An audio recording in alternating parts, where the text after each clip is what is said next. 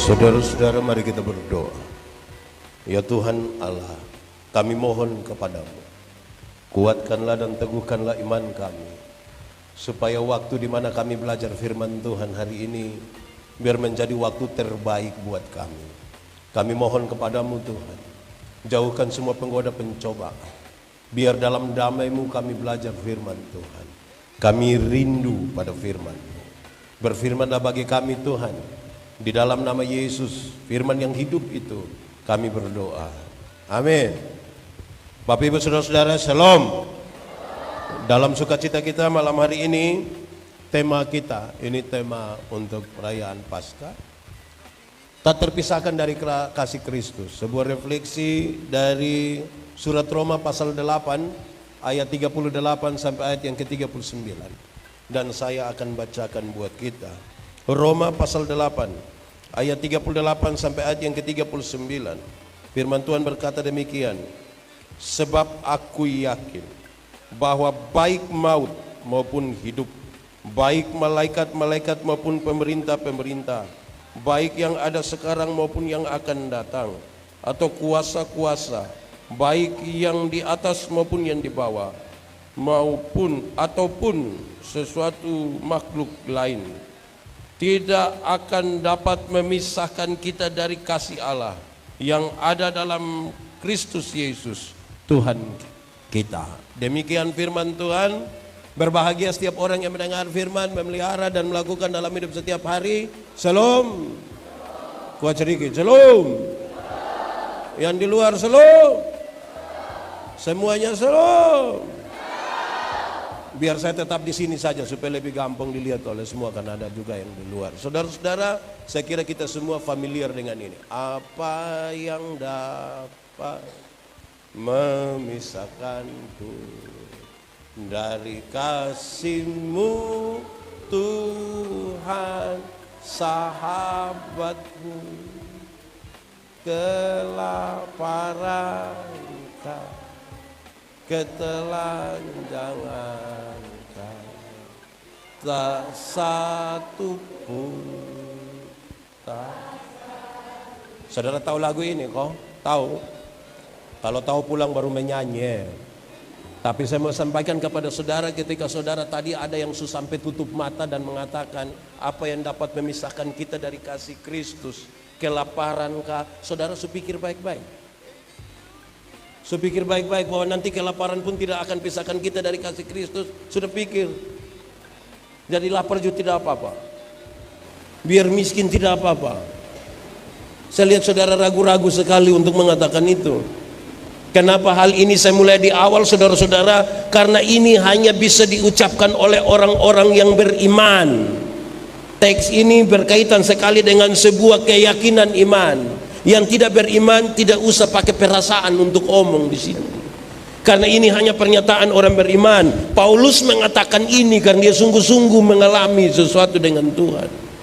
Paulus bilang penderitaan ringan yang saya alami tidak dapat dibandingkan dengan kekekalan yang Tuhan sudah kerjakan buat saya. Paulus bilang penderitaannya itu ringan-ringan. Saya coba periksa sejumlah hal yang menjadi penderitaan Paulus. Satu, Paulus pernah tenggelam di laut. Ringan. Supaya kalau ada yang bilang ringan, coba ikut saya weba. Saya lepas dia di situ baru dia tahu ini ringan atau berat. Paulus pernah di penjara, ringan. Paulus pernah dicambuk. Dalam tradisi cambuk Romawi itu satu kali hukuman cambuk kena pukul 39 kali. Di ujung cambuk itu ada semacam gading yang melengkung begini. Jadi kalau dia kena diisi, dia tarik bawah satu kali. Ringan. Tapi kemudian Paulus bilang ini ringan. Kenapa? Bagi dia ini belum seberapa kalau dibanding dengan penderitaan Kristus yang luar biasa. Makanya tadi saya tanya kembali kepada saudara, apa memang supikir baik-baik? Karena banyak orang ini mengikut Tuhan ini belum tentu baik-baik dengan Tuhan, belum tentu. Hal ini serius saudara-saudara, karena kita pun tema bilang begini, tak terpisahkan. Tak terpisahkan itu artinya tidak terpisah. Tidak terpisah itu artinya melekat. Pakai bahasa Kupang bilang malengket. Berarti kalau saya di mana, Tuhan pun ada di Yakin. Jadi kita di mana Tuhan ada di situ, yakin. Tapi itu kita melengket dengan Tuhan atau Tuhan duduk di sebelah kita di lain tempat. Ini hal serius. Saya berefleksi saudara, ketika Tuhan menyebut akulah jalan, dia bukan sekedar jalan biasa. Dia sekaligus adalah tujuan. Dia sekaligus tujuan. Contoh, saya dari El Tari menuju ke sini, ikut jalan toh? Waktu saya sampai di Getsemani, jalan di depan masih penting kok tidak buat saya? Waktu saya sampai sini itu jalan raya di depan masih penting buat saya tuh. Kalau begitu dia sekaligus menjadi tujuan. Ada banyak orang berjalan bersama-sama dengan Tuhan untuk kepentingannya, tapi Tuhan tidak menjadi tujuan. Jadi kalau kita bicara dengan pasti bahwa kita belum tentu terpisahkan dari kasih Kristus, saya kira itu rugi. Saya kasih contoh. Ada satu anak muda bikin rumah bagus sekali. Di lantai 1 bagus, lantai 2 lebih bagus lagi, lantai 3 lebih bagus lagi, sampai lantai ke-7 itu paling bagus. Setelah semua itu sudah bagus-bagus, dia pikir tahu Tuhan, saya mau Tuhan hadir di satu rumah. Oke, orang datang dengan Tuhan sama-sama. Rupa-rupanya dia sudah siap yang paling bagus untuk Tuhan. Dia kasih Tuhan itu di lantai 7 karena fasilitas terbaik ada di lantai 7. Lalu saudara tahu, malam hari itu cerita-cerita habis dengan Tuhan, dia bilang, Tuhan naik kau tidur sudah. Tuhan sampai di lantai 7, dia turun di bawah, dia di lantai 1. Pas mau tidur begini, tiba-tiba dia rasa ada yang dobrak pintu. Dia coba cek, ternyata ada iblis 3 orang. Itu iblis 3 orang. Oh, iblis 3. Jangan orang, iblis 3. Nanti kalau orang sudah jadi iblis lah, saya tidak mau. Ada iblis 3. Dorong, baku dorong, pidatan dengan sekuat tenaga, dia berusaha begitu rupa. Terakhir itu iblis kalah. 3. Selesai. Besok malam, pas dia mau tidur lagi, dia rasa ada yang dobrak pintu. Dia datang, ternyata iblis bukan saja 3, dia tambah 9. Jadi berapa? 2. Baku dorong, pidatan. Terakhir dia menang, tapi dia rasa ini dia pun tenaga terakhir. Dia bayangkan, ini kalau besok dia datang lagi lebih banyak, saya sulit menang.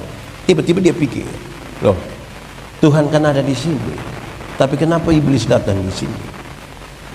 Dia cari bab tua di lantai 7. Dia bilang, Tuhan, yo, sutidur kok? Belum. Kenapa? Bisa omong-omong sedikit? Oh bisa. Kenapa? Tuhan minta maaf. Kok Tuhan ada di sini, tapi kenapa iblis datang terus di sini? Coba cerita. Dia cerita kalau malam pertama 3, malam kedua berapa? Harusnya kalau Tuhan ada di sini kan iblis tidak usah ada di sini. Tapi kenapa iblis ada di sini? Tuhan tanya itu di lantai berapa? Lantai 1. Tapi di lantai 7 tidak ada. Oh iya. Bapak bisa ceritakan sedikit kenapa? Tuhan bilang begini, anaknya, lu taruh saya di lantai 7. Lantai 7 itu karena saya ada, iblis tidak datang. Lu tidak taruh saya di lantai 1, lantai 2, lantai 3. Karena itu iblis tahu engkau sendiri, makanya dia datang di situ. Apa maksud dari kisah ini? Banyak orang pikir dia tinggal sama-sama dengan Tuhan, tapi dia tidak mempercayakan semuanya bersama-sama dengan Tuhan. Ada orang punya kamar doa tuh ada di rumah. Bagus kan kalau ada kamar doa yang di dalamnya ada gitar. Itu gitar tidak boleh menyanyi kisah kasih di sekolah, hanya boleh lagu saya mau ikut Yesus. Bagus kan? Tapi Tuhan dia hanya taruh di dalam kamar doa. Di ruang tamu Tuhan tidak ada, di kamar tidur Tuhan tidak ada, di semua tempat Tuhan tidak ada kecuali di kamar doa. Hasilnya yang lebih berkuasa di itu rumah bukan Tuhan, dia yang berkuasa. Saya tambah 1. Saudara lihat bahwa kalau Tuhan ada bersama-sama dengan kita dalam rumah kita, aman kok tidak? Aman kok tidak? Yakin aman. Saya mau kasih tahu saudara, kalau Tuhan ada di sebuah rumah, Tuhan ada di saudara rumah, suami-suami akan takut pukul istri, istri takut maki suami. Kenapa? Karena Tuhan ada. Saya kasih contoh, suami-suami, istri-istri kalau bertengkar, Itu kalau pendeta datang saja dong perasaan. Betul kok tidak? Itu baru pendeta. Ada ribut, maki, segala macam. Tiba-tiba pendeta bilang, "Shalom, selamat malam, untuk kuju baik." "Shalom Bapak." Aduh, shalom. Aduh, shalom Bapak. Mari. Aduh, mari Mama, mari Teh. Aduh, mari. Itu baru pendeta. Apalagi? Jadi kalau Tuhan ada di rumah saudara, setiap kali suami terlalu marah, kau mau tampeleng di pu istri, dia bilang, "Yeay, untung baik ada Tuhan." Kalau sone mama mati, untung baik ada Tuhan. Setiap kali mama terlalu marah mau maki suami, dia bilang, "Bapak, untung baik ada siapa?" Di sini ada suami yang biasa pukul istri? Ada. Bab tua ada di sini. So tunjuk. Itu berarti tidak ada Tuhan dong, tidak melekat dengan Tuhan, tidak menempel dengan Tuhan. Di sini ada ibu-ibu yang biasa bamaki. Ada. Dia majelis atau jemaat? Atau majelis jemaat? Nah, ini yang jadi masalah buat kita, saudara. Jadi saya bilang pada saudara, kalau melekat dengan Tuhan itu berarti kita ada di mana Tuhan ada di situ. Kalau baru pendeta ada saja kita superasaan, apalagi kalau Tuhan yang ada di situ. Jadi banyak orang mengaku percaya dengan Tuhan, mau jalan dengan Tuhan, tapi dia tidak rela menempel dengan Tuhan, tidak rela. Itu dia pun soal. Saudara-saudara, lalu mari kita lihat lebih lanjut. Ini tema dan ini pembacaan ini ringan sebenarnya. Untuk kita lihat dia mau berbicara tentang kasih. Tidak terpisahkan dari kasih Kristus. Saudara boleh ikut yang saya ucapkan. Kasih ialah kebaikan tidak terpatahkan oleh apapun, tidak berubah menjadi kebencian. Saya ulangi, kasih ialah kebaikan tidak terpatahkan oleh apapun, tidak berubah menjadi kebencian. Oke, sekarang saya mau tanya saudara, karena begitu besar kasih Allah akan dunia ini, amin. Berarti Tuhan Allah mengasihi dunia, amin. Apakah dunia mengasihi Tuhan Allah? Apakah dunia mengasihi Tuhan Allah? Tidak. Lalu apakah karena dunia tidak mengasihi Tuhan Allah, Tuhan berhenti mengasihi dunia? Saudara lihat, tidak terpatahkan oleh apapun. Lalu apakah karena dunia itu tidak mengasihi Tuhan Allah, lantas Tuhan benci terhadap dunia? Jadi kalau saudara mengaku punya kasih dan dekat melengket dengan Tuhan, sama-sama, kasih ialah kebaikan tidak terpatahkan oleh apapun, tidak bisa berubah menjadi kebencian. Ini dia pun soal. Saya mau tanya saudara, saudara pernah dengar ini kalimat kok tidak? Ketika saudara terlalu baik dengan satu orang, lantas dia tunjuk dia punya sifat asli, dan saudara tidak suka, lantas saudara bilang begini, "Saya terlalu sayang kamu, tapi mulai saya tahu lupu sifat begini, maaf." Setiap kali lihat lupu muka tuh saya raya. Pernah dengar itu kalimat? Atau sendiri omong? Itu bukan kasih, itu egois. Kasih ialah kebaikan tidak terpatahkan oleh apapun, tidak pernah bisa berubah menjadi. Itu yang membuat kalau orang mau ada di dalam kasih, orang bertanya, kasih Tuhan itu seperti apa? Yang tadi, kebaikan tidak terpatahkan oleh apapun dan tidak berubah menjadi kebencian. Sekarang selanjutnya kita akan mendefinisikan itu lebih dalam untuk kita memahami siapa kita sesungguhnya di hadapan Tuhan. Saudara-saudara, pertanyaan paling besar dalam teks ini dan tema ini adalah, lalu untuk apa Tuhan mengasihi saya dan saudara? Lalu untuk apa Tuhan mengasihi saya dan saudara? Sebab apa? Karena jawabannya sejak semula Tuhan telah mempersiapkan damai sejahtera bagi kita. Sejak semula. Sejak awal Tuhan mempersiapkan. Kalau saudara baca teks sebelumnya, dia bilang begini, Tuhan turut bekerja untuk mendatangkan apa? Bagi siapa? Bagi umat manusia. Bahkan ditentukannya sejak awal, kita beroleh damai sejahtera. Tapi saudara tahu definisinya? Damai sejahtera itu ialah kebaikan, segala sesuatu yang mendatangkan kebaikan bagi umat manusia. Segala sesuatu yang mendatangkan kebaikan bagi umat manusia itu belum tentu dia baik semua yang kita rasa baik. Saya pakai contoh saja. Pernah sakit gigi? Saudara pernah sakit gigi? Sakit gigi enak atau tidak? Itu orang lain yang menyanyi juga kita tersinggung kan kalau sakit gigi. Kalau siapa sakit gigi, kalau saudara pernah alami, siapa yang waktu sakit gigi dia putar air gula baik-baik baru dia kumur. Dia bilang, kenapa pakai air gula? Pak, rayu ini virus, ini ulat supaya dia jangan gigit-gigit kita, biar pakai air gula. Begitu bisa. Dia tambah sakit atau kurang sakit? Tambah sakit. Jadi yang untuk mendatangkan kebaikan belum tentu semuanya manis. Ada juga yang tidak baik. Saudara pernah demam, malaria pernah minum obat malaria, manis. Yang suka pahit boleh angkat tangan. Oh, mama suka pahit, daun pepaya, tapi kehidupan pahit tidak mau toh. Jadi yang mendatangkan kebaikan itu saudara, belum tentu semua itu baik bagi kita. Saya perlahan-lahan ingin menyampaikan ini. Kenapa saudara-saudara? Karena banyak orang bilang tidak terpatahkan dari kasih, tidak terpisahkan dari kasih Kristus itu hanya kata-kata semata. Belum tentu itu menjadi sebuah pengakuan iman bagi seorang anak yang sakit. Kalau dia sakit, apa kerinduan dari dia mama, dia bapa? Kalau ada anak kecil sakit, kerinduan terbesar dari dia mama bapa adalah sembuh. Ini anak mau pakai cara apa saja, yang penting mau suanggi juga, yang penting sembuh. Mau apapun yang penting sembuh. Sebagai pendeta saudara, kita jalan-jalan, pendeta, yo singgah dulu di rumah sakit. Kenapa? Ini sakit lah, itu sakit lah. Oke, semua sakit.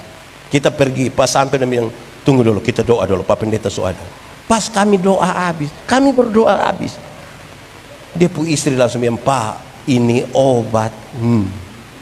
Nah kalau memang obat sebegini, suruh saya berdoa untuk apa? Mulut kita berkata tentang Kristus, kita berdoa, tapi pengakuan kita tidak pada Tuhan. Amin. Di Getsemani ada yang sedikit-sedikit bilang darah Yesus berkuasa, Yesus tolong, tapi pengakuan kita tidak pada Tuhan. Saya lahir besar di Soe. Kalau saya cerita tentang Soe, saudara percaya atau tidak? Saudara percaya atau tidak? Kalau saya lahir besar di Soe, lebih banyak cerita tentang Surabaya. Saudara percaya? Percaya atau tidak? Kenapa saudara tidak mau percaya? Oh, saya Soe sekali. Oke, kalau begitu selanjutnya saya mau bilang begini. Ada banyak orang mengaku anak Tuhan, tapi mulutnya lebih banyak mengakui tentang setan. Contoh, dia jalan kok ada pohon besar satu tegoyang di situ. Itu pasti di siku mana juga ada. Oh, mulut bicara Tuhan, pengakuannya di setan. Akhirnya dong pakai doa pitebang itu pohon. Ini tuh setan ini. Jadi harus tanya baik-baik. Nanti sakit sedikit pasti setan. Dia pulang, mama sakit ya. Tadi mama makan di mana? Lama-lama kita tuduh semua orang yang ada di siku mana. Betul. Di sini ada yang tukang batudu. Dia ibu-ibu kok bapak-bapak. Ada di sini. Dia pakai baju warna hitam. Berarti dong. Saudara, jadi kita ini mengaku kita terlalu banyak bicara tentang Tuhan, tapi tidak menyatu dengan Tuhan. Mulut kita justru mengaku iblis pun kelebihan, tapi kita mengaku ini anak Tuhan ini. Itu jadi saudara tahu, kekristenan itu pun kelas ada 3. Nanti kita lihat kita ada di Kristen bagian mana. Pertama, Kristen yang pertama, itu beragama tapi tidak beriman. Ada agama tapi tidak beriman. Ini penting. Kenapa? Ini Indonesia sekali, ini NTT sekali. Kenapa? Di luar negeri agama tidak masuk dalam struktur berbangsa bernegara. Di Indonesia agama menjadi bagian dalam ini negara. Mau jadi PNS, ASN harus ada agama kok tidak? Mau jadi polisi agama kok tidak? Mau jadi pendeta harus ada agama kok tidak? Mau jadi anggota dewan harus ada agama kok tidak? Akhirnya semua orang menjadi beragama tapi belum tentu beriman, belum tentu. Apalagi kalau kita bicara tentang kekristenan di NTT, yang bawa tuh siapa? Yang bawa penjajah. Pendekatannya feodal, paternalistik. Datang berdiri di sini siram saja. Siapa kena Kristen? Menjadi beragama semua kan?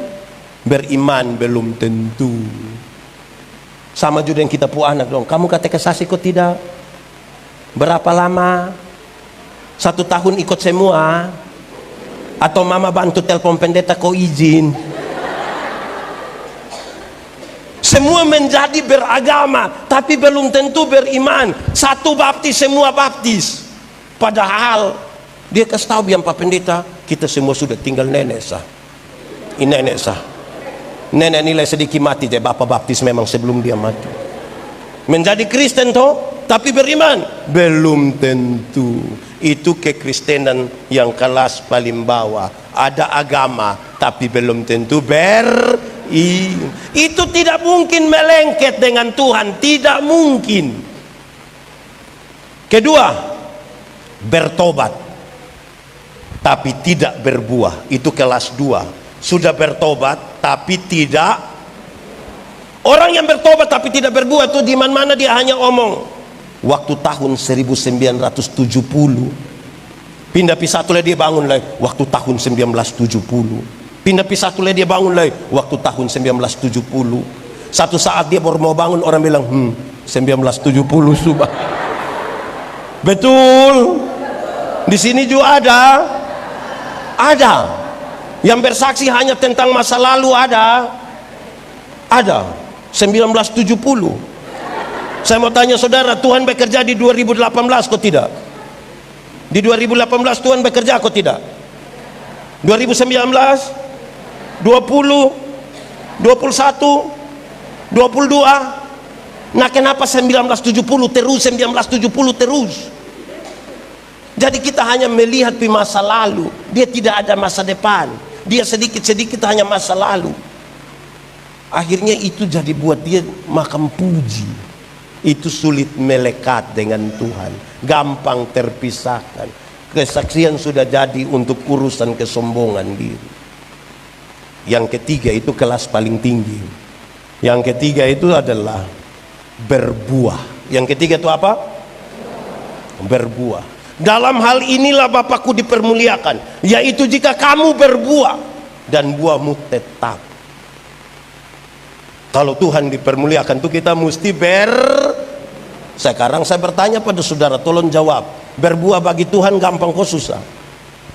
Berbuah bagi Tuhan gampang kok susah? Susah kok gampang? Gampang kok susah? Kok susah-susah gampang?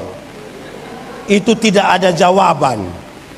Berbuah bagi Tuhan itu gampang. Titik. Kenapa gampang?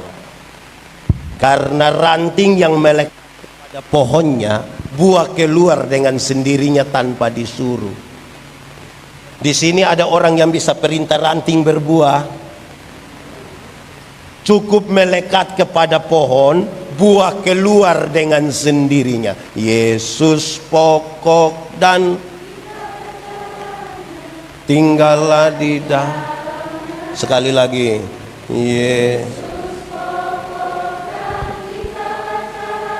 apa?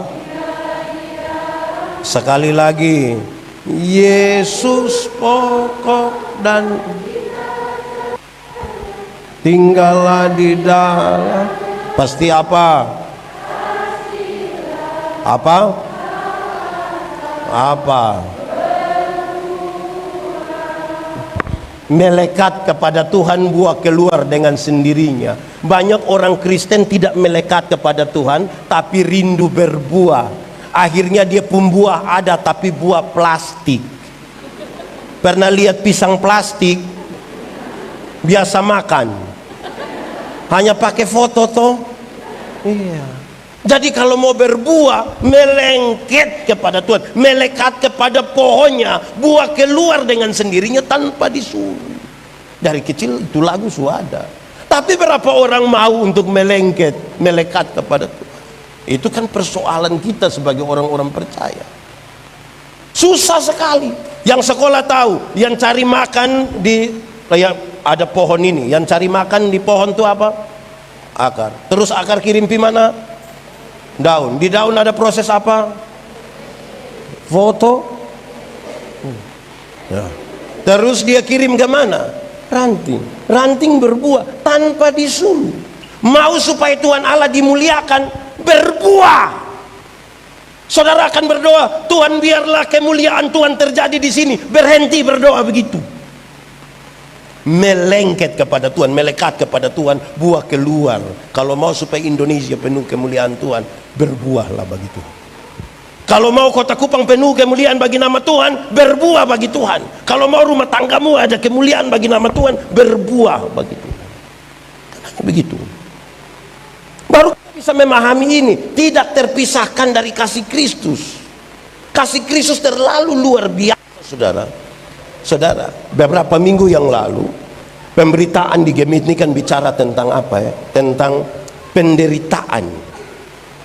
Penderitaan yang berlapis-lapis. Saya mau tanya saudara, saudara pernah menderita? Pernah? Tidak usah omong, saya lihat ini muka menderita semua.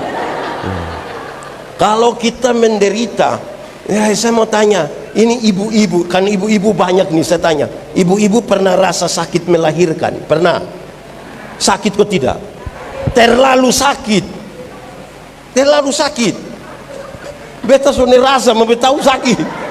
Waktu ibu dong sakit melahirkan, itu kan suami hanya di luar kau bilang, Yesus tolong, tapi dong tidak pan. Tidak pan.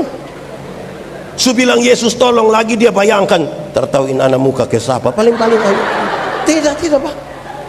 Sekarang ibu pernah sakit melahirkan. Sekarang saya mau tanya, ibu bisa cerita dia pun sakit?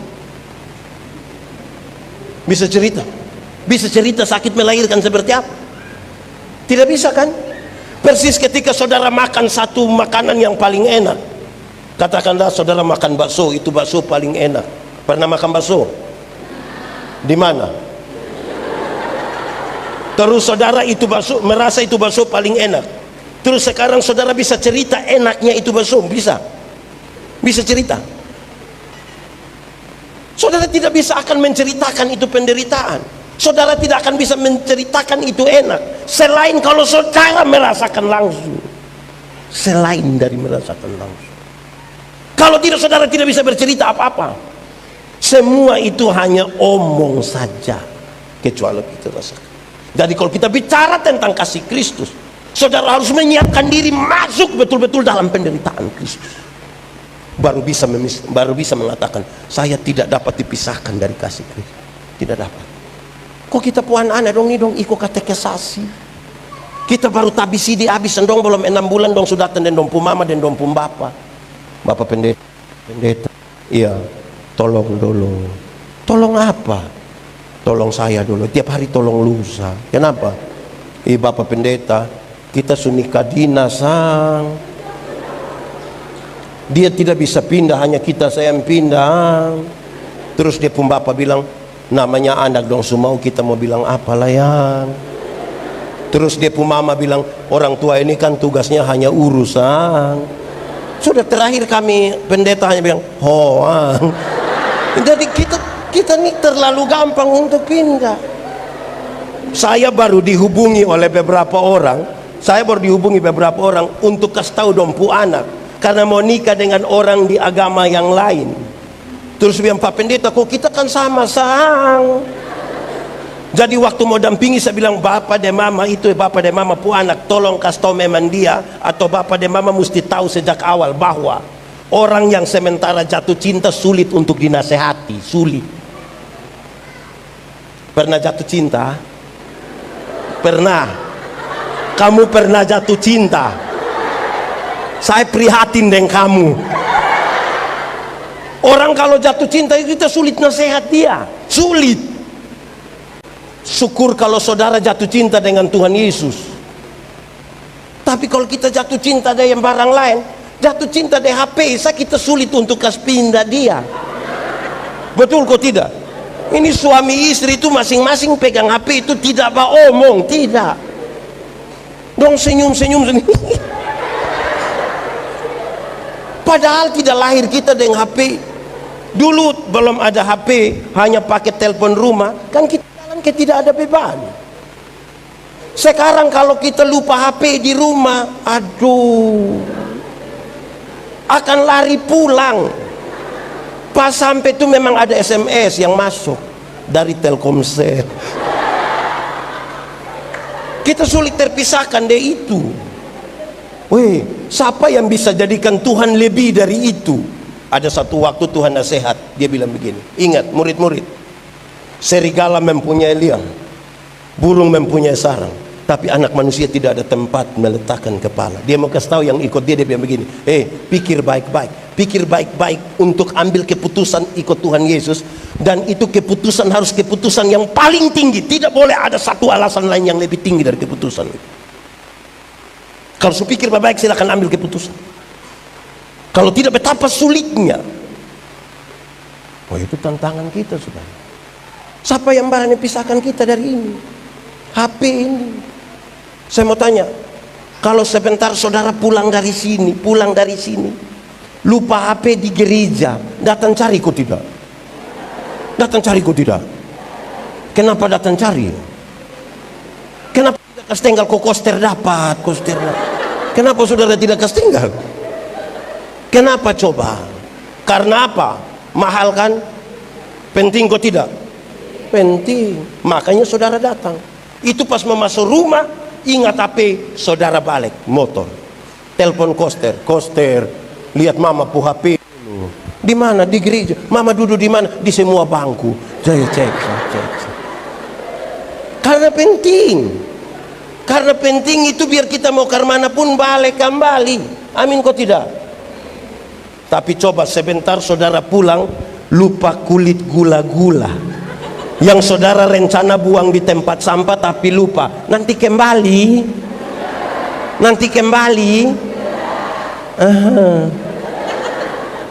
Jadi tergantung seberapa mahalnya Tuhan di kita pu hidup. Kalau dia mahal, kalau dia penting, kita tidak mungkin terpisahkan. Saudara tahu, saya pernah kasih contoh di sini. Berdoa itu bicara dengan Tuhan. Amin. Betul. Sopan kok tidak? Betul. Coba besok ikut gereja. Terus ibu pendeta dua-dua waktu pimpin, ibu pendeta bilang, saudara-saudara, mari kita satu hati dalam doa syafaat. Pas separuh pun tutup mata, separuh bilang, betul. Di Getsemani ada majelis ko jemaat, majelis jemaat. Saudara mau terpisahkan kok tidak terpisahkan ini? Kalau penting kok mama-mama dong ini nonton sinetron, yang belum nonton habis tahu dia pu hasil akhir, pindah kok tidak? Ada pindah kok tidak? Tidak pindah toh? Tapi doa dong bisa pindah. Wih, ini saudara lebih cinta sinetron, bukan Tuhan Yesus. Dong undang kita syukuran di rumah.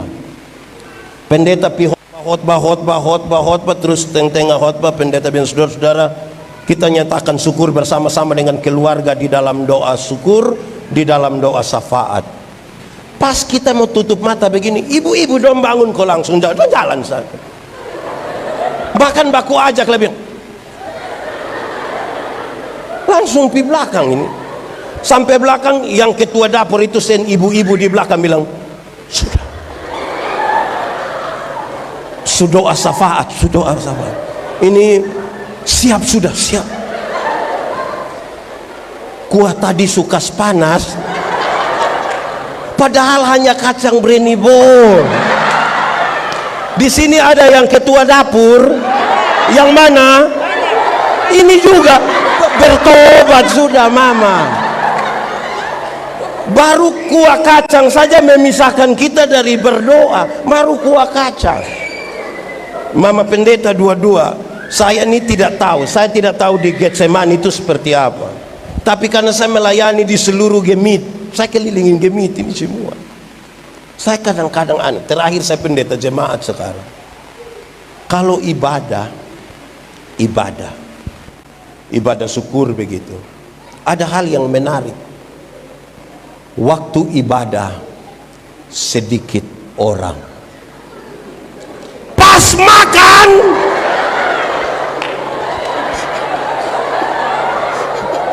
contoh, saya ulang. Waktu ibadah sedikit orang. Amin. Pas makan tambah kok kurang. Oh, berarti kita sama. Kadang-kadang dompu rumah itu di samping tanpa ibadah. Terus istri bilang di suami, papa, sudah dong, sudah, masih ibadah. Hai. Pernah dengar itu kalimat? Atau sendiri omong? Lebelia kau bertobat sudah. Jangan omong terlalu banyak soal kasih Kristus. Kalau hal-hal begitu kita tidak ikut. Saya punya potongan video satu yang beredar cukup luas, orang suka berganggu saya. Ketika saya bilang, memang yang paling banyak dikorbankan itu Tuhan. Tuhan yang paling banyak kita korbankan. Kalau jam 5 pesta, jam 5 ibadah, pilih mana? Jam 5 pesta, jam 5 ibadah, pilih mana? Pilih mana? Pilih pesta kok ibadah, ibadah kok pesta, pesta kok ibadah. Pilih pesta juga tidak apa-apalah. Jangan terlalu rohani juga. Yang menjadi soal itu bukan kita pilih pesta atau ibadah. Alasan kita memilih itu yang biasa jadi masalah. Kalau kita tanya, Bapak, kenapa tidak pilih pesta, tidak pilih ibadah sama pilih pesta? Dong biasa bilang, aduh, tuan rumah undang langsung. Kalau tuan rumah undang langsung, perasaan kok tidak? Wih, itu kita pun perasaan. Wih. Tuan rumah undang. Tapi kalau saya yang tanya dan jawab begitu, Bapak, kenapa tidak pi ibadah ma pi pesta? Minta maaf Pak Pendeta, tuan rumah undang langsung. Oh, Bapak mau Tuhan undang langsung? Di sini ada yang mau Tuhan undang langsung? Ada. Supaya kita minta Tuhan undang dia sekarang. Wih, kita ini memang aneh betul. Saudara, waktu COVID baru pertama kali buat kok gereja tutup kira-kira 2 tahun lalu. Pas 2 tahun lalu mulai COVID, ada pengumuman untuk beribadah di rumah. Waktu kami mulai persiapan, hari Sabtu saya bilang sepupu istri, Mama, minta tolong Simon dulu kau ambil mimbar ya. Simon itu koster di Agape. Bilang Simon bawa mimbar pi di rumah supaya besok kita ibadah. Ibu pendeta bilang tidak usah. Tidak usah kenapa? Besok kita tidak ibadah. Ibadah. Lalu kenapa tidak mau kasih Simon bawa itu barang? Terus sepupu istri bilang saya, Papa pendeta? Oh iya. Bapak, besok itu buka Bapak pun kolar ini, Bapak pun jubah itu. Besok itu Bapak seorang kepala rumah tangga yang mau pimpin istri dan anak-anak untuk ibadah. Bapak bukan sapa-sapa besok selain kepala rumah tangga. Besok kami mulai ibadah. Waktu masuk dia punya lagu pertama, saya lihat sepupu istri menangis. Pas habis ibadah saya tanya, Mama, tadi saya lihat waktu mulai Mama menangis. Boleh cerita sedikit? Ibu bilang begini, saya ingat ketika gereja mula-mula berdiri, orang-orang sangat sulit dapat kesempatan beribadah. Sangat sulit. Secara politik, secara sosial, dorang sangat-sangat tertekan. Sangat sulit dapat. Mereka kalau beribadah tuh harus sembunyi dari satu rumah ke satu rumah, dari satu rumah ke satu rumah. Dalam kesempatan makin terbuka, gedung kebaktian makin banyak. Orang mulai meninggalkan ibadah-ibadah di rumah dan pergi ke gereja. Akhirnya banyak orang bisa jadi pendeta, penatua, diaken bagi orang lain per rumah. Tapi dia tidak bisa jadi pendeta, penatua, diaken, pengajar bagi rumahnya sendiri. Kita lebih sibuk untuk urusan-urusan di dalam gereja, tapi di rumah tidak bisa. Saya bayangkan, oh memang betul ada 1-2 orang ketika bilang liturgi gereja Sukirim, yang pimpin ibadah Bapak. Nah ini Bapak dong, ini kan tahu sendiri toh. Pas mama de anak susiap habis, Bapak datang terakhir. Bapak pakai batik rapi. Pas Bapak pun masuk begini, anak-anak dong langsung wih. Pas anak-anak wih, Bapak nah bosong ibadah sendiri sudah bersetan dong. Bab tua langsung tersinggung. Itu bab tua ada juga di Getsemani. Dia paham apa?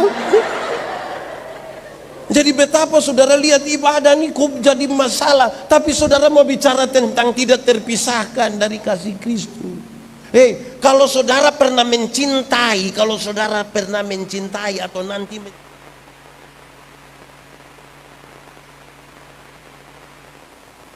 dulu itu kan kita pacaran belum ada ini Android dong. Saya ngajak lewat kau lihat dia per rumah sah. Itu ke hati gembira. Itu baru lihat.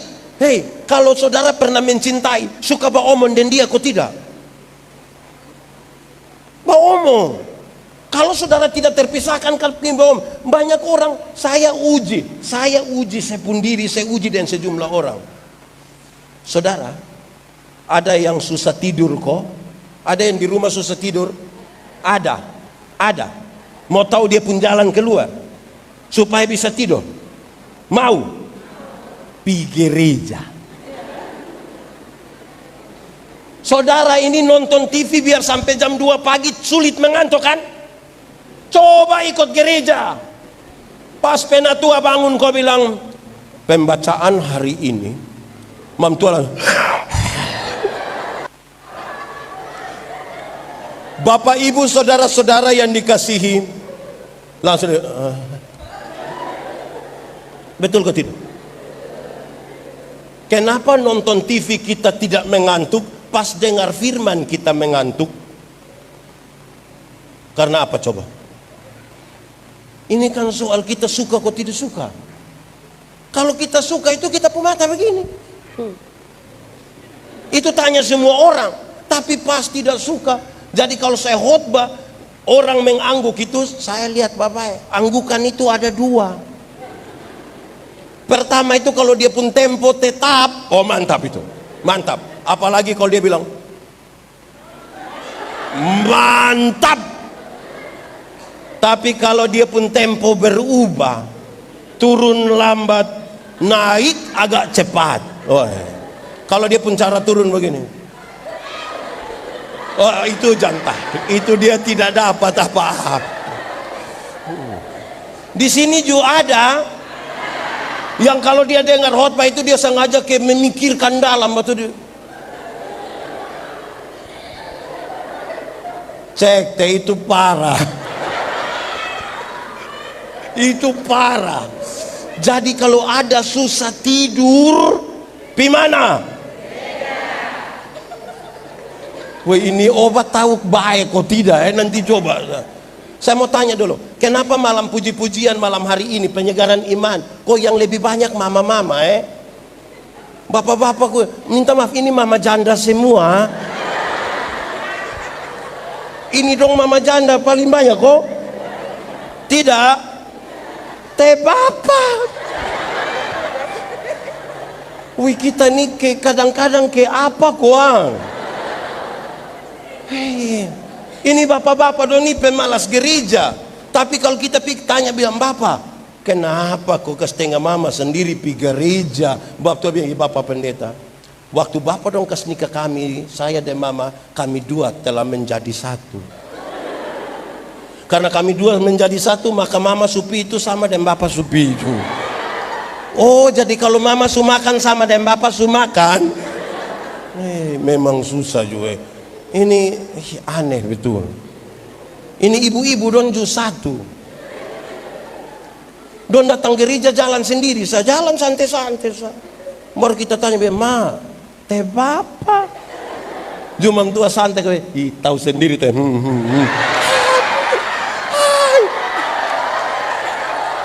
Su tahu suami begini, kenapa kawin dengan dia? Karena,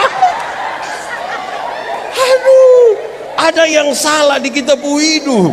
Tapi bicara bilang tidak akan terpisahkan. Omong kosong itu. Betul kok? Mama, betul? Teh bapa? Aneh kita pu hidup ini, saudara. Tapi kita bicara tidak terpisahkan dari kasih Kristus. Itu datang dengar firman. Belum soal yang tadi yang kelaparan kah, ketelanjangan kah, tak satu pun, tak satu pun. Sudah dianjang lanjut. Itu penting. Pak Semniti cerita saya kisah ini. Ada dua keluarga, satu punya anak perempuan, satu punya anak laki-laki. Yang punya anak perempuan datang ke yang laki-laki kasih tahu, kakak, hari Minggu begitu kakak tolong jemput kakak pu Adinona kok antar pi sekolah Minggu Iya. Hari Minggu itu anak laki-laki jemput yang perempuan buat pi sekolah Minggu. Sampai di sekolah Minggu yang nona masuk kok ikut sekolah Minggu, yang laki-laki main kelereng di luar kok tunggu. Pulang pulang sama-sama. Beranjak jadi remaja ikut katekisasi, yang laki-laki tetap jemput, tapi sampai gereja yang nona ikut katekisasi, yang laki-laki duduk kok isap rokok di luar. Rupa-rupanya dorang dua jodoh, dorang dua menikah. Setelah menikah yang perempuan terpilih jadi majelis gereja.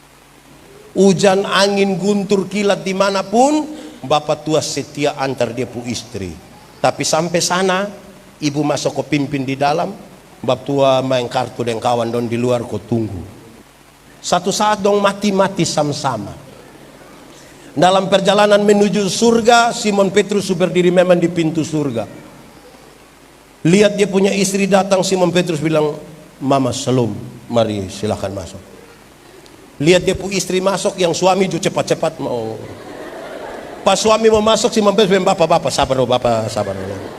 Dia pu suami bilang, sabar kenapa? Bapak sabar sedikit. Hei, yang masuk itu saya pu istri. Betul, itu memang Bapak pu istri. Tapi dari itu hari kan Bapak antar-antar satu. Jadi ini hari Bapak antar saya. Bapak pu tempat yang di sebelah sana yang api menyala itu. Saya mau tanya, tadi ada suami yang antar saja. Terus ada kasih tahu bilang kalau su habis na WA kok dia jemput ada. Pulang kasih tahu bapak bilang ada salam dari Simon Petrus.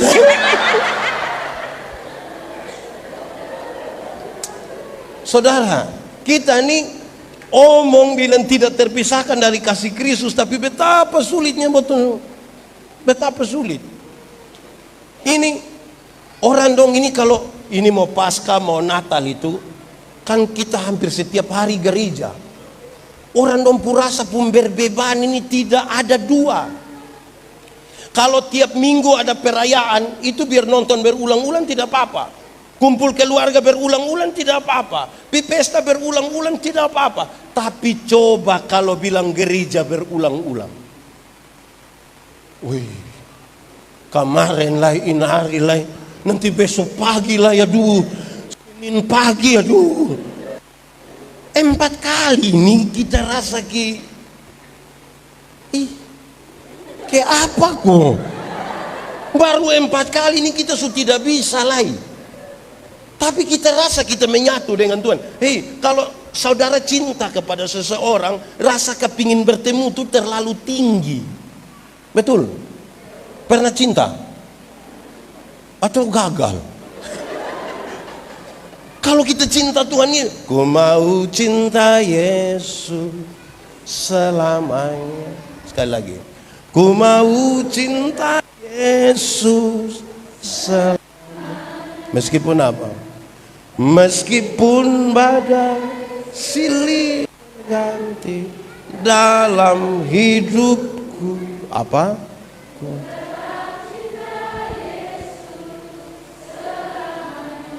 Saudara yakin begitu? Itu saya harus kasih ingat berulang-ulang soal keyakinan saudara, soal semua hal yang saudara ungkapkan. Karena kata-kata itu kan satu hal yang bisa kita omong-omong sah, tapi betul-betul tidak menyatu dengan kita. Lantas kita kepingin untuk menyatu dengan kasih Kristus. Kristus ini kan bicara tentang kasih yang besar. Tapi mari kita cari dia pun jalan keluar. Mari kita cari dia pun jalan keluar. Saudara, ini orang-orang penginjilan dong yang biasa pakai contoh ini buat saya. Saya mau minta tolong, adek, mari bantu Om Pendeta. Mesin saya. Saudara mana? Ada bantu Om Pendeta supaya kita menyatu dengan Tuhan. Saudara jangan pernah mencoba untuk saudara yang pegang Tuhan kuat-kuat. Makin pegang kuat-kuat, saudara makin gampang lepas Tuhan dan tidak menyatu dengan Tuhan. Anggap saja ini tangan Tuhan dan ini tangan dari orang berdosa. Anggap saja. Ini hanya anggap saya jangan. Nah, sekarang kita minta tolong dia pegang saya kuat, lebih kuat, tambah kuat, lebih lagi. Ini paling kuat Sekarang Om Pendeta tanya, kalau pegang kuat begini lebih kuat, bisa bertahan berapa lama? 1 detik bisa? Bisa. 1 menit? Bisa. 1 jam? 1 hari? Tidak bisa. 1 minggu? Tidak bisa. 1 bulan? Makin kuat dia pegang, makin cepat dia lepaskan. Yang benar adalah Tuhan yang pegang kita. Ada waktu di mana kita letih lesu tidak berdaya, tangan Tuhan tidak lepaskan kita supaya kita tetap ada. Amin kok. Terima kasih ya Kak. Tuhan berkati. Silakan. Jangan saudara yang berusaha untuk pegang Tuhan. Teori tentang itu Tuhan yang pegang kita, bukan kita yang pegang Tuhan. Banyak yang bagaya, Pak Pendeta saya ini punya jam doa, setiap 4:30 pagi saya harus berdoa Pak. Tidak salah kan? Tidak salah. Yang jadi salah tuh kalau kita rasa selesai, baru pulang tidur jam 2:30, 4:30 saudara bangun berdoa, saudara bisa rasa itu doa. Tuhan terima kasih kami sudah sama. Tapi aktivitas rohani kan jalan. Seolah-olah kita dekat dengan Tuhan, padahal sungguh-sungguhnya kita bersungut-sungut dengan itu keadaan. Ada sejumlah orang mengaku dekat dengan Tuhan, tapi bukan kasih yang dia rasakan. Yang dia rasakan itu sebuah hukuman. Contoh, ada banyak ibu-ibu iris sayur di dapur, iris-iris sayur karena dia pun jari. Dia, aduh Yesus Tuhan ampun saya, aduh Yesus ampun. Saya salah apa sampai kalau setiap kesalahan kita Tuhan izinkan kita iris kita pun jari 1. Saya rasa kita suka iris dari ujung kaki sampai ujung kepala. Tuhan itu kalau mau peduli dan kita punya yang tidak baik dong semui. Saya rasa saya manusia paling berdosa di dunia ini. Kasihnya yang besar itu yang membuat kita ada hingga hari ini. Tapi berapa orang mengaku tentang Tuhan pun kasih itu. Dulu waktu masih belum COVID ke sekolah, mau ujian begitu banyak orang tua telepon saya, Pendeta, yuk doa dulu. Kenapa? Laki-laki ini mau ikut ujian Bapak mah berat. Oke, suruh dia belajar sambil kita dukung doa suruh dia belajar. Di luar dugaan ranking 1 nilai paling tinggi. Bikin syukuran di rumah, undang pendeta. Waktu pendeta sampai pendeta bilang, dari mana? Woi Bapak, ranking 1. Woi luar biasa. Memang kami keturunan orang pintar-pintar semua. Nah kok yang tadi bilang berat-berat itu siapa? Jadi waktu susah itu Tuhan. Nanti kalau kita nih kadang-kadang memang Bapak Mama nanti pulang tolong kok ibadah di rumah. Pulang ibadah saat di rumah. Bapak Mama kok rasa itu penting pulang ajak istri kok ibadah. Memang ada tantangan cuma coba hari pertama aman, hari kedua aman, hari ketiga aman, masuk hari keempat Bapak bilang di Mama biar Mama, iya, coba Mama deh anak-anak dong teh Papa pun pinggang kenapa kok Mama. Masuk hari kelima Mama bilang Bapak coba kita lepas anak dong sendiri, jangan sampai kita dua ada tuh yang dong terpaksa ikut. Hari ke-6 bubar itu ibadah. Supaya coba kok bubar. Nah ini yang jadi soal. Jadi kasih kok Tuhan bantu atur kita baik-baik. Amin kok. Jangan kita juga paksa diri kok atur Tuhan. Saudara, yang paling penting dalam tidak terpisahkan dengan Tuhan itu adalah membiarkan seluruh pikiran dan perasaan kita Tuhan yang atur. Itu sekaligus menjadi doa. Banyak orang bisa berkata-kata dengan Tuhan, tapi belum tentu membiarkan pikiran perasaannya Tuhan atur. Belum tentu. Kenapa harus kasih pikiran Tuhan atur? Saya mau kasih saudara, pikiran Tuhan hanya ada di sini, tapi kalau Tuhan tidak pegang kita, liar ini pikiran, liar. Kita bisa duduk di sini, maka kita pun pikiran mangkali ada di jalur 40, mangkali di Pengkase, Oeleta. Perasaan Tuhan hanya di sini, tapi kalau tidak kasih Tuhan atur, liar. Jadi kalau mau melekat dengan Tuhan, yang paling pertama kasih pikiran perasaan.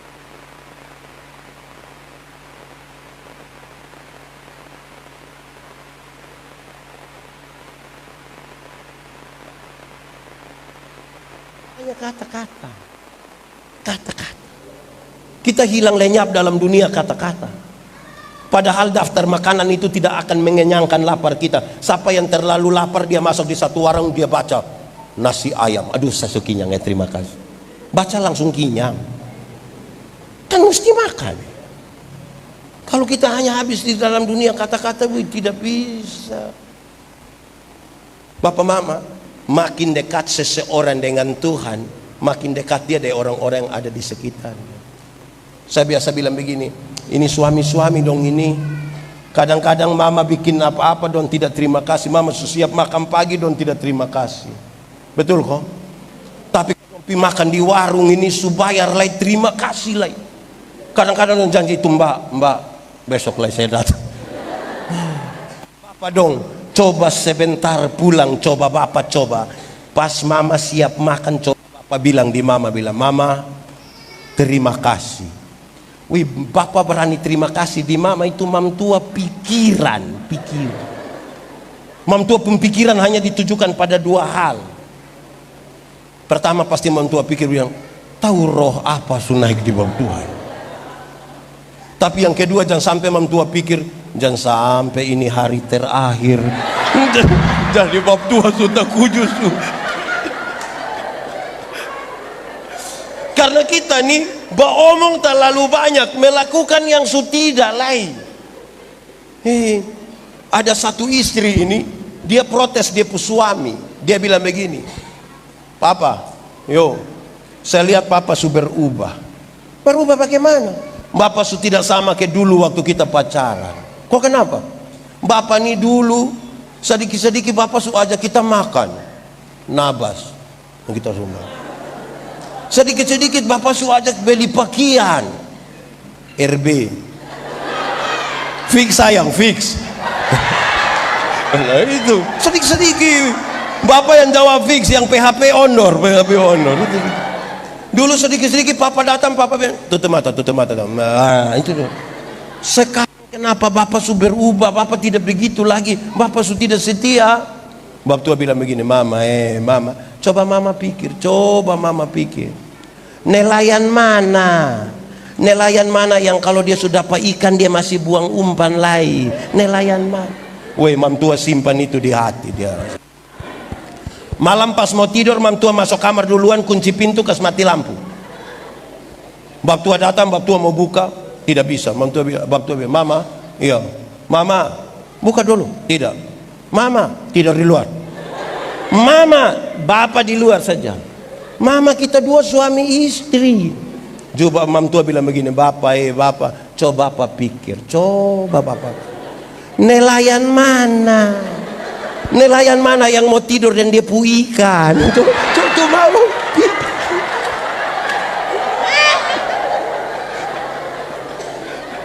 Makanya perjumpaan dengan Tuhan tuh harus seperti cinta yang mula-mula. Cinta yang mula-mula yang masih buang-buang umpan karena itu, nah itu sudah. Ini majelis yang ini anggota sidi dong, kadang-kadang saya lihat dong drama. Datang kau tanya waktu sidi, waktu perhadapan penatua, dia akan bilang, apakah jawabmu? Iya, saya percaya dan berjanji. Kadang-kadang dong pakai ke menangis itu. Baru, ya saya percaya dan baru suruh foto kok kirim pi kampung. Tapi AS itu pemalas mati. Di sini juga ada. Baru kasih dia pimpin ini minggu 2 kali, saya suruh protes. Susun ada orang lain di Getsemani, hanya saya. Pernah dengar itu kalimat? Itu majelis dong ada di sini. Saudara-saudara, kita ini mau ke mana? Karena itu, seperti cinta mula-mula waktu kita berjumpa dengan Tuhan, itu tuh yang kita mau pakai. Sudah kok tetap tinggal bersama-sama dengan Tuhan. Renungkan itu ulang, saudara. Kenapa? Kan kita sudah terlalu jauh, hanya habis di dalam dunia kata-kata. Tantangan kita ini sudah tidak seberapa. Banyak orang bilang kepada saya, Pak Pendeta, saya berdoa sampai saya bilang sampai berhenti toh. Karena kita lagi berdoa cari yang kita mau, nah bukan yang Tuhan mau. Kita berusaha begitu rupa untuk Tuhan ikut kita pun mau. Nah karena kita mau menyatu dengan Tuhan kalau Tuhan ini. Doa itu relasi, bukan kata-kata. Saya berkhotbah di sini, saya kasih saudara, doa itu relasi, bukan kata-kata. Relasi yang baik itu memungkinkan kita berkata-kata dengan ini. Kalau saya dan Bapak ini, kami dua punya relasi, kami dua punya hubungan. Saya jalan kaki, Bapak Tuhan naik motor ketemu saya di jalan, tanpa saya minta Bapak Tuhan berhenti, tanpa saya minta. Pasti Bapak Tuhan bilang, "Pendeta, mau pergi mana?" Naik, karena kami dua punya. Tapi kalau kami dua tidak ada hubungan, kami tidak ada relasi, Bapak Tuhan naik motor, saya jalan kaki, ketemu saya di jalan, Bapak Tuhan berhenti, Bapak Tuhan tanya, "Ojek Om?" Banyak orang terlalu perhatikan kata-kata sampai sulit membangun relasi. Relasi itu yang membuat kita tidak terpisahkan. Kalau relasinya bagus, kata-katanya ringan. Menurut saudara, saya ada relasi dengan sapu istri kok tidak? Saya kenal sapu istri kok tidak? Nah, karena kami dua kenal, saya kalau meminta apa-apa di sapu istri, saya minta dari ringan saja. "Mak, bikin teh do sayang. Gelas kecil saya, gula jangan terlalu banyak, Papa takut sakit gula." Kan cara mintanya begitu. Karena kita dua tidak terpisahkan, kami dua dekat. Cara minta kan, "Mak, bikin teh sayang, gelas kecil." Tidak mungkin saya mau minta teh di sapu istri, saya bilang, "Mama, buatlah segelas teh. Jangan terlalu banyak gula ya. Papa takut sakit gula." Itu pas habis Mam tua tanya, "Lu sehat?" Jadi saudara-saudara, bangunlah relasi dengan Tuhan sedemikian hingga kita berkata-kata dengan ringan untuk Tuhan. Yang dimaksud dengan kesungguhan itu, sungguh-sungguh itu kan bukan sungguh-sungguh berteriak atau sungguh-sungguh menangis. Yang disebut dengan sungguh-sungguh itu adalah sungguh-sungguh melepaskan beban. Ada beban, kita itu sungguh-sungguh. Banyak orang sungguh-sungguh berteriak, sungguh-sungguh menangis, tapi tidak sungguh-sungguh melepaskan beban. Bagaimana menyatu dengan Tuhan? Kasih kembali. Iya. Jadi saudara, saya ingin kasih tahu kepada saudara malam ini supaya jangan habis di dunia kata-kata. Kenapa? Karena jemaat Roma waktu itu berurusan dengan banyak sekali persoalan. Dong ada dalam tekanan politik dan tekanan sosial yang kuat. Banyak orang di masa pandemi ini ada yang bilang, "Saya bilang, Pak Pendeta, kita mau pikir jamaah Tuhan suruh kita di rumah, jadi bagaimana?" Tuhan suruh lu di rumah. Alasan tidak pergi tapi pesta dia pi. Orang mati dia pi, tidak pakai masker. Aduh, cium sabu. Nah, kita sudah salah ini. Ya saudara-saudara, semoga di malam hari ini ketika kita merenungkan tentang itu, kita bercerita dengan setiap orang yang kita ketemu dimanapun, untuk kasih tahu bahwa saya tidak terpisahkan dari kasih Kristus. Karena apa? Kasih Kristus menjamin kita untuk kehidupan hari ini, untuk kehidupan di zaman yang akan datang. Itu semua Tuhan yang sertai. Kalau kita belajar dia pun pasal sebelum ini, pembacaan sebelum ini, pasal 8 ayat 26, 27, 28, 29, dia kasih tahu nanti Roh yang akan berdoa bagi kita untuk hal-hal yang tidak terkatakan. Kenapa Roh berdoa? Karena ada dua hal. Kita tidak tahu sesuatu yang akan terjadi besok. Kita tidak tahu. Atau ada yang tahu besok jadi apa? Ada yang tahu. Yang kedua, Roh yang berdoa bagi kita. Kenapa? Waktu kita ada dalam masalah, kita tidak tahu mana yang paling baik yang mestinya kita ambil sebagai sebuah keputusan. Nanti kalau ini dua hal sudah kita lakukan, baru kita boleh baca di ayat 28. Sebab Tuhan turut bekerja untuk dua hal tadi, untuk mendatangkan kebaikan. Tapi bagaimana roh itu bisa tinggal di dalam kita supaya kita menyatu dengan Tuhan? Saudara, tidak boleh ada kepahitan di sini. Ini harus dikasih lepas. Saudara, tidak boleh ada amarah, iri hati tidak boleh ada di sini. Kalau di dalam kita hidup ini, itu amarah kita suka keluar, iri hati kita suka keluar, emosi yang meluap-luap, rasa kepingin balas dendam kita suka keluar. Ini bersih, baru roh itu masuk di dalam kita. Dengan kalimat lain saya ingin mengatakan, roh tidak bisa bersatu dengan mereka yang penuh dengan kepahitan dalam hidupnya. Tidak bisa. Jadi saudara mesti cek kembali sejauh mana saudara melekat dengan Tuhan. Harus. Dan cara cek kembali itu cek di kita hati ada apa. Jangan sampai hanya ada amarah. Orang lain yang beli motor, nah kita yang tidak tidur di rumah. Bilang cek dulu, cek apa, tahu dong kredit koke. Lama-lama kita mati gara-gara orang yang beli motor. Orang beli motor kita, disubili motor. Dia bilang, disubili. Lama-lama kita mati karena takuju. Menjadi kebersihkan kita hati semua, Roh Kudus masuk di situ. Tuhan memberkati kita.